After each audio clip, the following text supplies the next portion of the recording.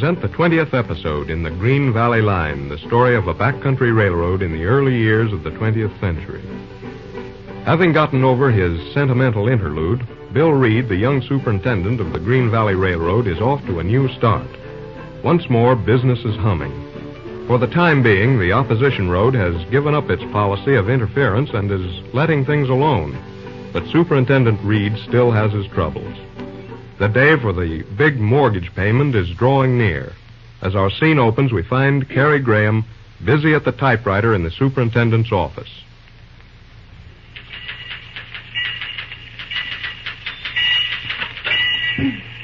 All right, Brennan, I'll see you later then. Okay. Well, here we are back on the job again, huh? Good morning, Mr. Reed. What?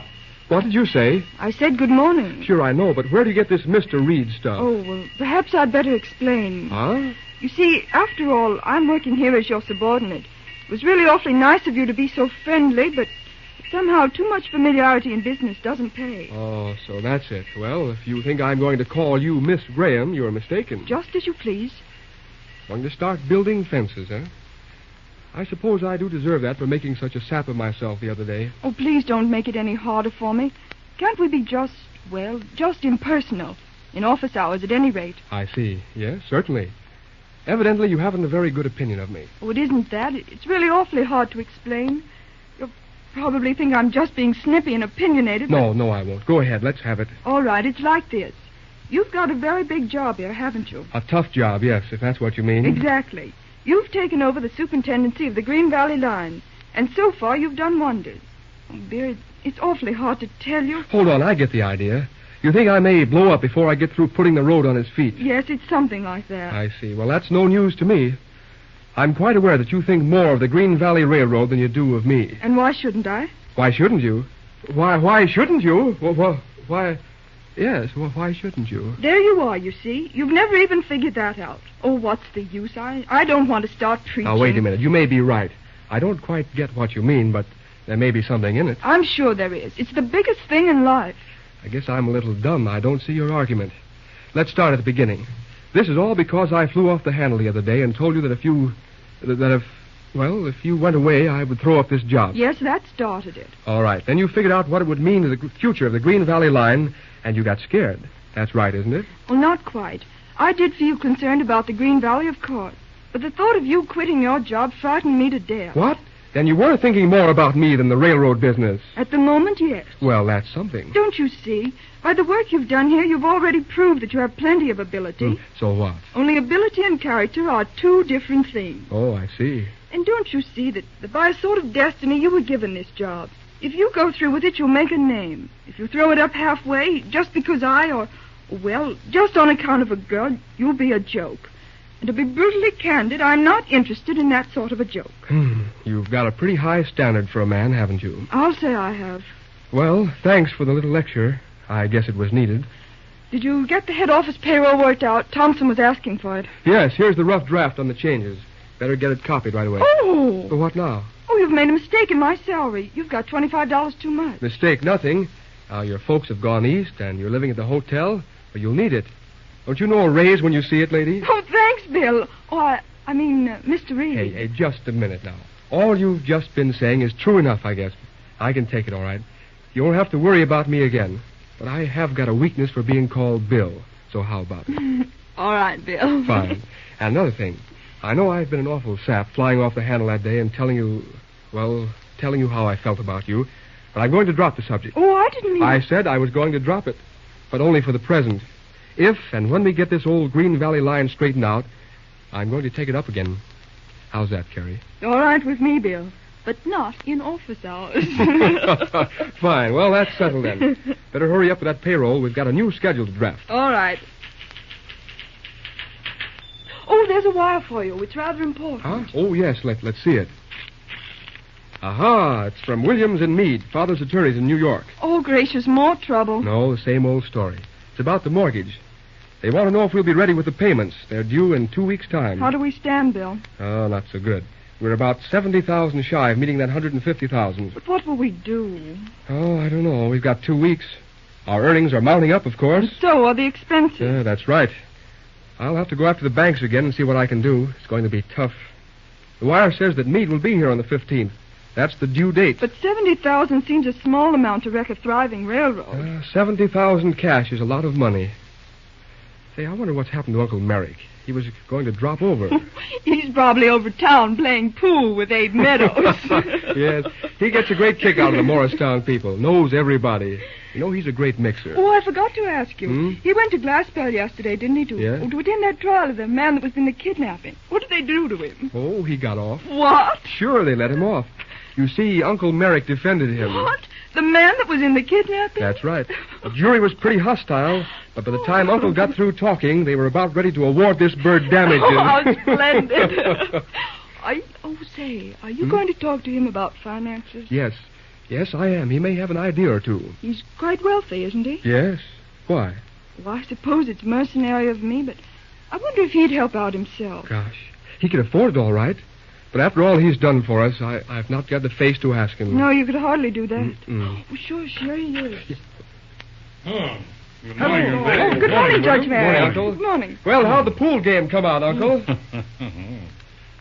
No, not pool this time. No? No. Abe and I have just had a little argument about fishing. Abe's quite a fisherman, they say. Yes, if you call a man a fisherman who uses a worm. Personally, I prefer fly fishing. Suits my idea of sport better.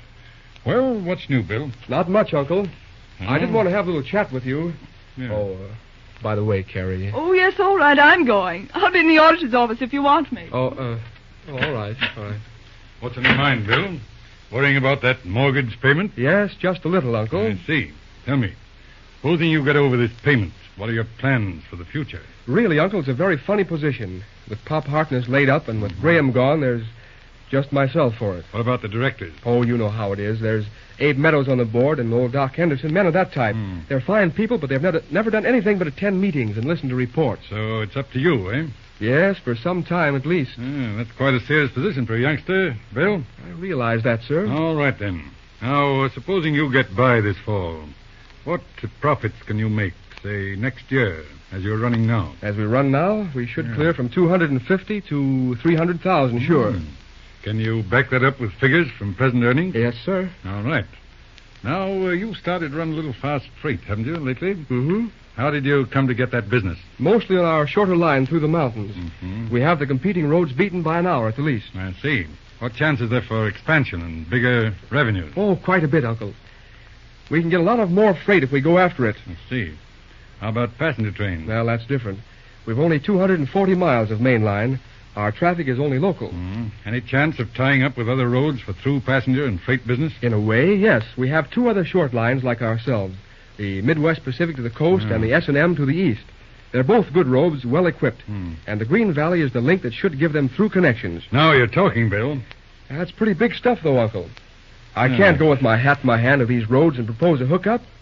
No. They'd only get a laugh out of it. Besides, I'm very busy here. Now, this begins to sound interesting to me, Bill. I'm just in the act of changing my mind. Oh, meaning what? Well, meaning that instead of going back to New York, I'm going to head west. Oh. That is, after I attend the directors' meeting here this afternoon. Well, what meeting? Oh, meeting you're going to call an emergency meeting to consider the question of appointing me director on the Green Valley Board. Uncle, you mean that? Provisionally, yes. Oh, I see. I thought there was a catch in it. By that, I mean I'm going to check up on your prospects. Better put aside routine work. Phone round, get your directors. Then you jump into statements and estimates. I'll want to take them along with me. Estimates? You mean... I mean new equipment. You'll need quite a bit, won't you? Well, yes. Freight and passenger engines, rolling stock. Sure, quite a bit. Have you ever figured on the equipment you'll need? Why, yes, roughly. You better get to work then. Put it all on paper and have it right. Costs particularly, because I'm going to check your figures with outside experts. If it's a fair question, Uncle, what have you got in mind? Well, first I want to find out if it's a practical thing to consider making a real modern railroad out of this Green Valley line. You'll find it's practical, all right. Yes, then I'm going to have a talk to these other companies. See how they feel about tying in with us on through business. Chicago, the Pacific Coast. Gosh, Uncle, I guess I'll wake up in a minute. Well, there's only one thing that bothers me. What's that? I do hate to mention it, too. But where's all the money coming from for all that equipment? How much money, Bill? Well, say $1 million to $1.5 million. Yes. If you're correct about the earning capacity of this railroad, I'll undertake to raise that money, Bill. Why, that's great, Uncle. It's going to put this road on the map. and I was worrying my head off about a paltry $70,000. Yes, you still have to worry about that, Bill. What? I don't quite understand. Why, you see, if you don't rustle up that $70,000, you'll lose the Green Valley Road. And then all these plans of mine, of course, will be fruitless. But I thought perhaps you could arrange that. No, that's your funeral, Bill. When is it due? In 14 days' time. Mm-hmm. Meade is coming out from New York to collect. Or, failing the payment, I guess he's coming to arrange the transfer to the CK&W. Yes, Meade's a pretty hard-headed lawyer, my boy. You better have that money ready. But where am I going to get $70,000? There isn't a chance in the world. I've tried everything. Oh, nothing's impossible, my boy. I'll be in San Francisco about that time. Yes, wire and let me know how you come out. Now, I must go. Better get hold of those directors. All right. Jumping Caesar. Where in blazes am I going to get $70,000? Does he think money grows on trees or something?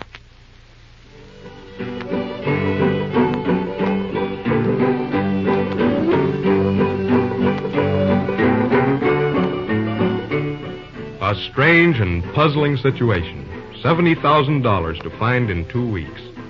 We've seen our friend Bill in some tough spots, but this is the toughest of all. Tune in for episode 21 in The Green Valley Line.